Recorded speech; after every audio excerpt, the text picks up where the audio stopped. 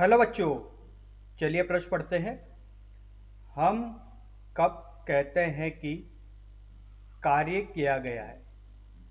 तो आइए बच्चों, प्रश्न के लिए सर्वप्रथम मुख्य उदाहरण की चर्चा करते हैं और इसी मुख्य उदाहरण के आधार पर बच्चों प्रश्न को हल किया जाएगा। तो देखिए बच्चों, समझते मुख्य उदाहरण में कार्य क्या होता है और कार्य को किस तरीके से परिभाषित किया जाता है। तो देखिए बच्चों, एक ये समतल सतह है और इस समतल सतह पर बच्चों एक पिंड रखा हुआ है जिसका द्रव्यमान है बच्चों m। अब बच्चों यहाँ पर एक व्यक्ति होता है जो कि इसको धक्का लगाकर बच्चों इसमें क्या करता है, इसको विस्थापित करता है। तो बच्चों ये जो एक m द्रव्यमान का पिंड होता है, जब ये व्यक्ति इस पर धक्का लगाता है तो ये पिंड इस सतह पर, जो कि समतल सतह होती है, इस पर ये विस्थापित हो जाता है। क्योंकि बच्चों जब ये धक्का लगा रहा है इसका मतलब ये हो गया है कि ये इस पर क्या आरोपित कर रहा है, इस दिशा में एक बल आरोपित कर रहा है। तो इसमें यहाँ पर क्या आ गया, एक विस्थापन आ गया, जो कि विस्थापन कितना कहलाया, d कहलाया। ये एक m द्रव्यमान का पिंड है। इसका मतलब ये हो गया है बच्चों, यहाँ पर इस व्यक्ति के द्वारा इसमें कार्य किया गया है और कार्य हुआ है तो इसमें क्या हुआ है, विस्थापन हुआ है। तो बच्चों जो कार्य होता है W, इसको इस तरीके से परिभाषित किया जाता है कि जब किसी भी वस्तु पर बल लगाया जाए और बल की दिशा में वस्तु गति करे, तो यहां से हम बता सकते हैं कि कार्य किया गया है। तो बल गुणा विस्थापन, यही क्या होता है बच्चों, कार्य होता है। लेकिन बच्चों यहां पर ऐसा कोई आवश्यक नहीं है कि बल हमेशा विस्थापन की दिशा में हो, बल कहीं भी लगाया जा सकता है। तो कार्य को इस प्रकार से लिखा जाता है बच्चों, कार्य बराबर बल का घटक विस्थापन की दिशा में, विस्थापन की दिशा में गुणा विस्थापन। तो यही क्या कहलाएगा बच्चों, कार्य कहलाएगा।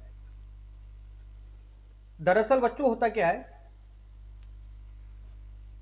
अगर आगे की प्रक्रिया में बात की जाए तो देखिए बच्चों, यहां पर एक दीवार है, दीवार बच्चों दृढ़ होती है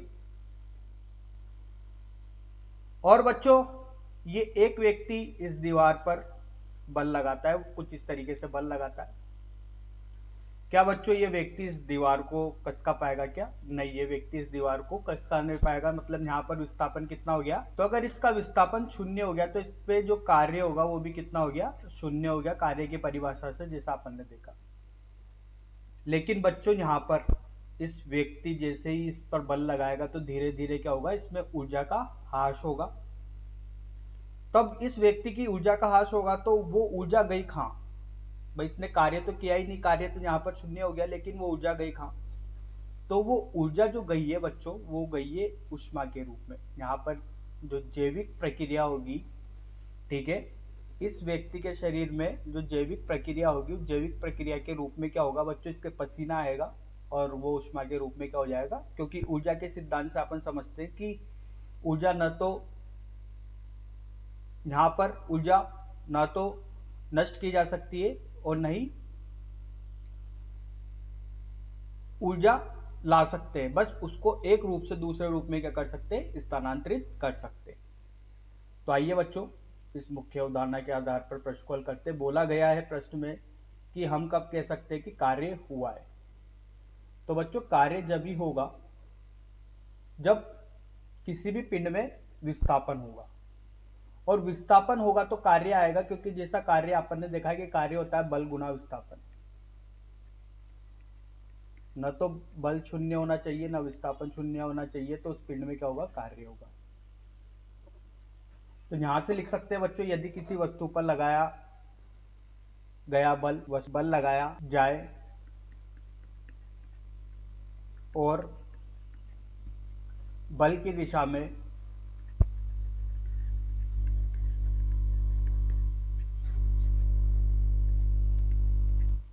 वस्तु गति करे, तो हम कहते हैं कार्य किया गया है। कार्य करने के लिए विस्थापन का होना आवश्यक है। तो बच्चों आशा करता हूँ आपको यह हल समझ में आया होगा। धन्यवाद।